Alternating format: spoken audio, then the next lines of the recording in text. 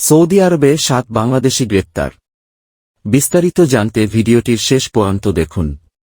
Saudi আরবের Jeddah ও জিজানে মাদকবিরোধী অভিযান চালিয়ে ১২ বিদেশি ও ২ সৌদি নাগরিককে আটক করেছে পুলিশ। মাদক ও চোরাচালানের সঙ্গে জড়িত গ্রেপ্তার ১৪ জনের মধ্যে ৭ জন বাংলাদেশি। রবিবার এক প্রতিবেদনে এ তথ্য জানিয়েছে সংবাদ মাধ্যম গালফ নিউজ। সৌদি আরবের মাদকদ্রব্য নিয়ন্ত্রণ অধিদপ্তর জানিয়েছে, ৩ কেজি উচ্চ আসক্তি সৃষ্টিকারী উদ্দীপক মেথামফেটামিন, ১২,৪৩২টি অ্যামফেটামিন ট্যাবলেট এবং বিপুল পরিমাণ হাশিশের কারবার ও চোরাচালানের দায়ে রিয়াদে তারা ৭ বাংলাদেশিকে গ্রেপ্তার করেছে। এছাড়া অ্যামফেটামিনের ১,০০০ ট্যাবলেট চোরাচালানের দায়ে মাদকদ্রব্য নিয়ন্ত্রণ অধিদপ্তরের কর্মকর্তারা দেশটির বন্দর নগরী জেদ্দায় ২ সিরিয়ান নাগরিক এবং একজন সৌদি নাগরিককে গ্রেপ্তার করেছেন।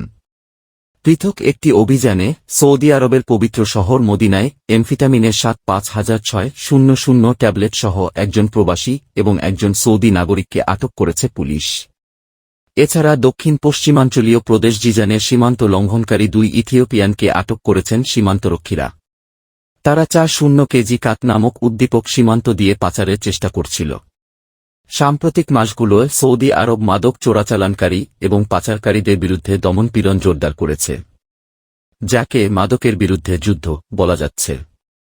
পৃথক অভিযানে সৌদি আরবের পবিত্র শহর মদিনায় এমফেটামিনের ৫,৬০০ ট্যাবলেট সহ একজন প্রবাসী এবং একজন সৌদি নাগরিককে আটক করেছে পুলিশ। এছাড়া দক্ষিণ পশ্চিমাঞ্চলীয় প্রদেশ জিজানের সীমান্ত লঙ্ঘনকারী ২ ইথিওপিয়ানকে আটক করেছে সীমান্তরক্ষীরা। তারা সীমান্ত দিয়ে বিপুল পরিমাণ মাদক পাচারের চেষ্টা করছিল। এর আগে গত মে মাসে সৌদি মাদক বিরোধী পুলিশ কংক্রিটের ব্লকের চালানে লুকিয়ে রাখা ৪-৭ লাখ অ্যামফেটামিন ট্যাবলেট জব্দ করেছিল। এছাড়া এর সাথে জড়িত ২ বিদেশিকেও সে সময় গ্রেফতার করেছিল পুলিশ। একই মাসে জেদ্দা বন্দরে আগত আলুর চালানে কোকেন পাচারের প্রচেষ্টা ব্যর্থ করে দেওয়ার কথা জানায় শুল্ক কর্তৃপক্ষ। মূলত মাদক চোরাচালান এবং পাচারের অভিযোগে অভিযুক্ত হলে সৌদি আরবে শাস্তি হিসেবে মৃত্যুদণ্ড পর্যন্ত হতে পারে।